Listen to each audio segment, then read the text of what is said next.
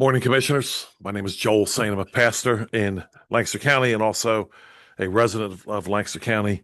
And I thank you, as always, for this opportunity. Um, some of you know that I really struggle over and we haven't heard a whole lot about this morning, but the mental health allocations that go out, the millions of dollars, all about mental health. And I'm asking this morning a quick question. What is mental health?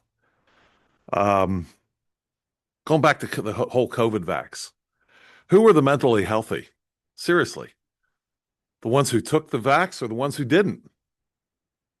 I don't know anyone who was sorry they didn't take that crazy vax.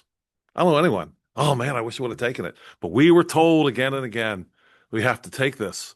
I remember hearing from the president, there was going to be a pandemic of the unvaccinated. Was he just lying or clueless or both? What was mental health there? How do you define it? How do you even define it? What we now medicate young people. We cut off body parts in the name of mental health. Think about that. Cutting off body parts of people in order for them to be mentally healthy. What are we doing here? So we've got this thing going on where if someone has a white coat and degrees and so forth, they must know what they're talking about. How do we define mental health? I'm going to propose something very quick here with two brief stories. There's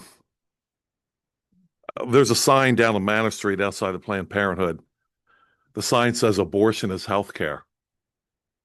Wow.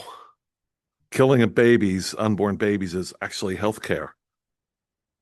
Well, I guess we do have a mental health problem if that's what we believe.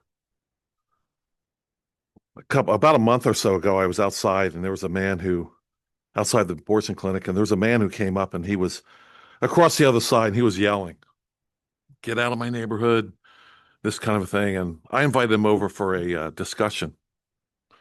And it wasn't a discussion at first. It was pretty loud. I mean, really loud. And, it wasn't just a few minutes. He was yelling at me, and I was telling him, they kill babies right there in that building, right there. Consider that, my friend. And after a little bit of that, I asked him if he was on something.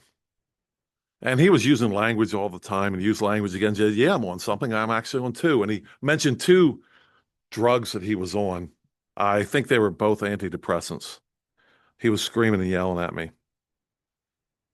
And then it wasn't 5 minutes later, less than that he mentioned to me, a 40-year-old man, he mentioned to me that his father left him when he was 6. I didn't mention that. I didn't bring that up. But there it was. He's 40 years old and he's going back to that incident as a horrible time in his life. I want to tell another quick story. I've spent some time in Africa, and man, where I was in Lusaka, where I was, and other places, there's a lot of talk about schooling, but nobody reads. They just don't read very much. Not yet. But they have degrees and they have schools and uniforms and so forth. Well, a friend of mine was at a graduation ceremony, a missionary friend of mine, and he spoke, and afterwards another African gentleman came up to him and said, "Thank you so much. You're like a father to us." And my friend said, "Father? I'm from America. What do you mean, father?" And the man said, "Well, you told us what we need to hear. That's what a father does, says what needs to be said." And then he said this, and my friend, the missionary, he later said he wept. Thinking about this, he wept. The African man went on to say, "You're like a father to us. You tell us what we need to hear." And he went on to say, "In Africa, we have no fathers." I'm arguing this morning that we have a mental health problem because we have no fathers. The father thing is going by the boards here in America.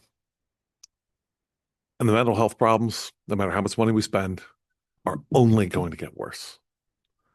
I thank you this morning, Commissioners, for the time. Thank you. Anyone else?